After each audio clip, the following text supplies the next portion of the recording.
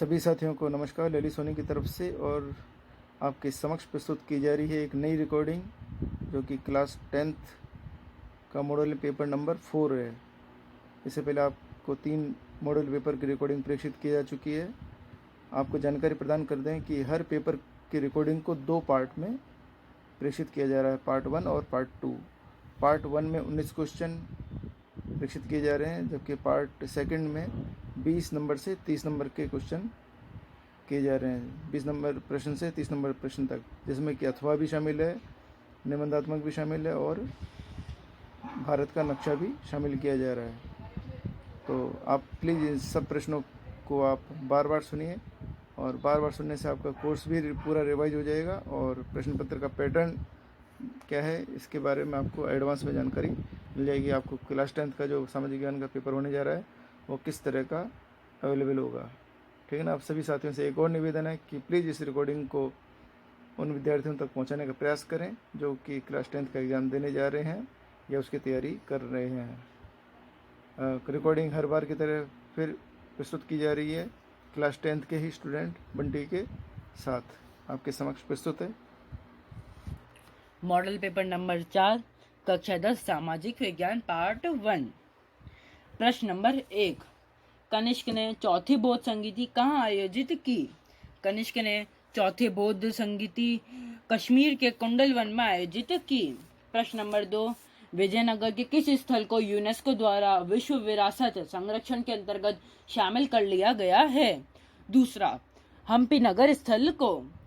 प्रश्न नंबर 3, लोकतंत्र का कौन सा सिद्धांत समाज के संघात्मक स्वरूप में विश्वास करता है? इसका उत्तर है लोकतंत्र का बहुलवादी सिद्धांत समाज के संघात्मक स्वरूप में विश्वास करता है। प्रश्न नंबर 4, देश का सर्वश्रेष्ठ प्राकृतिक बंदरगाह कौन सा है? चौथा है, इसका आंसर है विशाखापट्टनम देश का सर्वश्रेष्ठ प्राकृतिक बंदरगाह है। प्रश्न नंबर 5, प्रति व्यक्ति आय एवं राष्ट्रीय आय में से आर्थिक कल्याण का अधिक उपयुक्त माप कौन सा है? इसका उत्तर है प्रति व्यक्ति आय अधिक उपयुक्त माप है। प्रश्न नंबर 6, मानव विकास सूचकांक में शामिल किन्हीं 2 आयामों का नाम लिखिए। इसका उत्तर है पहला स्वास्थ्य जीवन प्रत्याशा, दूसरा जीवन स्तर प्रति व्यक्ति आय। प्रश्न नंबर 7, भारत सरकार ने योजना आयोग की स्थापना कब की? इसका उत्तर है भारत सरकार ने मार्च 1950 में योजना आयोग की स्थापना की। प्रश्न नंबर 8, मुद्रास्फीति के कोई 2 स्वरूपों के नाम बताइए।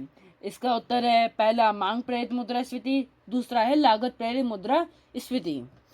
प्रश्न नंबर 9, भारत में किस प्रकार की बेरोजगारी अधिक पाई जाती है? इसका उत्तर है भारत में छिपी हुई बेरोजगारी एवं संरचनात्मक बेरोजगारी अधिक पाई जाती है। प्रश्न नंबर 10, ग्रामीण क्षेत्रों में प्रति व्यक्ति प्रतिदिन कितनी कैलोरी से नीचे उपभोग को गरीबी रेखा से नीचे माना जाता है? इसका उत्तर है 2400 कैलोरी प्रतिदिन से नीचे उपभोग को। प्रश्न नंबर 11, राज्य मंत्रिपरिषद की कार्य प्रणाली को संक्षेप में समझाइए। इसका उत्तर है मंत्रिपरिषद की सबसे महत्वपूर्ण इकाई मंत्रिमंडल है। यह सभी महत्वपूर्ण मामलों में निर्णय लेता है। मंत्रिमंडल की बैठकें प्राय सप्ताह में 1 बार होती है। इन बैठकों की अध्यक्षता सामान्यतः मुख्यमंत्री करता है। मंत्रिमंडल की कार्यवाही के 2 नियम है, पहला सामूहिक उत्तरदायित्व, दूसरा गोपनीयता। प्रश्न नंबर 12, जाखम परियोजना पर संक्षिप्त टिप्पणी लिखिए। इसका उत्तर है जाखम परियोजना में चित्तौड़गढ़, उदयपुर व प्रतापगढ़ के आदिवासी क्षेत्रों का विकास करने हेतु एवं सिंचाई हेतु अनूपपुरा में जाखम नदी पर बांध बनाया गया है तथा इससे 13 किलोमीटर दूर नागरिया गांव में पिकअप से नहर प्रणाली विकसित की गई है।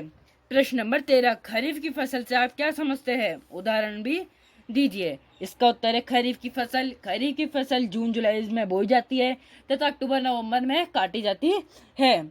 इसका उदाहरण है चावल, मक्का, बाजरा, मूंगफली, मूंग, उड़द, गन्ना, सोयाबीन आदि। प्रश्न नंबर 14, कोयले के प्रकारों का वर्णन कीजिए। इसका उत्तर है कोयले के प्रकार, पहला एंथ्रासाइट कोयला, इसमें कार्बन की मात्रा 80 से 95% तक होती है।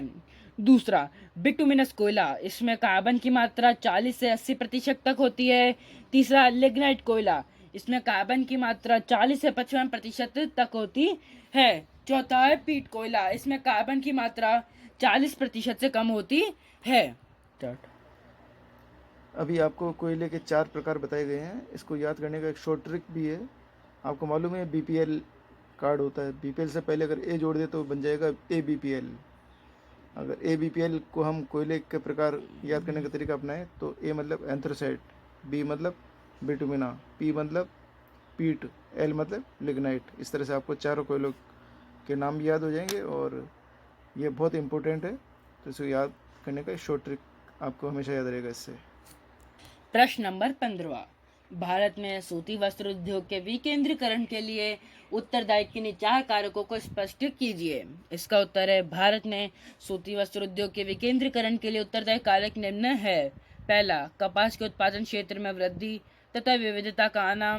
दूसरा, कृत्रिम रूप से नम जलवायु उत्पन्न करना। तीसरा, परिवहन और संचार के साधनों का विकास होना।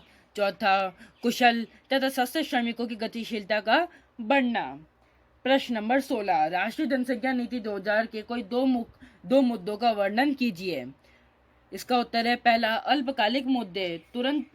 इसमें है तुरंत प्रभाव से लागू किए जाने वाले मुद्दे, जैसे गर्भ निरोधक उपायों के विस्तार के साथ साथ स्वास्थ्य संबंधी बुनियादी ढांचों में सुधार। दूसरा, दीर्घकालीन मुद्दे, टिकाऊ आर्थिक व सामाजिक विकास एवं पर्यावरण संरक्षण के लक्ष्य को प्राप्त करने हेतु सन 2045 तक भारत की जनसंख्या को स्थिर जनसंख्या स्तर पर लाना है। प्रश्न नंबर 17, आधारभूत संरचना को कितने भागों में विभाजित किया गया है, वर्णन कीजिए। इसका उत्तर है, आधारभूत संरचना को 2 भागों में विभाजित किया गया है।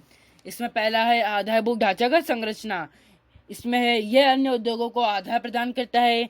इसमें मुख्य रूप से परिवहन, विद्युत, संचार आते हैं। दूसरा, आधारभूत सामाजिक संरचना। इसमें प्रमुख रूप से मानव संसाधन विकास को शामिल किया जाता है, जिसमें शिक्षा, स्वास्थ्य आदि शामिल है। प्रश्न नंबर 18, सड़क दुर्घटना के कोई 4 कारण दीजिए। इसमें पहला है, वाहन चालकों द्वारा नशे में वाहन चलाने के कारण प्रतिवर्ष अनेक सड़क दुर्घटनाएं होती है।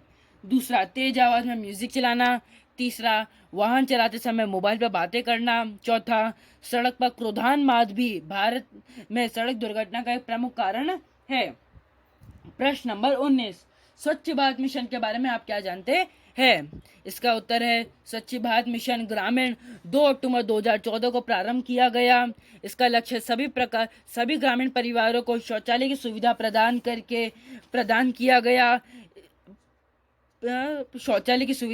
करके और स्वच्छता को बढ़ावा देने के लिए सभी ग्राम पंचायतों में ठोस और द्रवित अपशिष्ट प्रबंधन क्रियाकलापों के माध्यम से 2 अक्टूबर 2019 तक खुले में शौच मुक्त भारत हासिल करना है।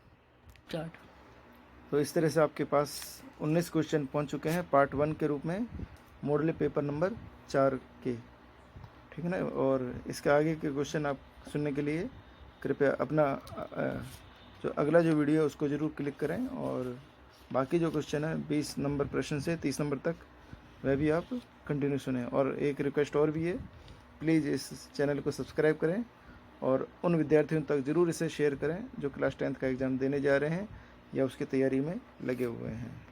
मिलते हैं फिर अगली रिकॉर्डिंग में आपके समक्ष।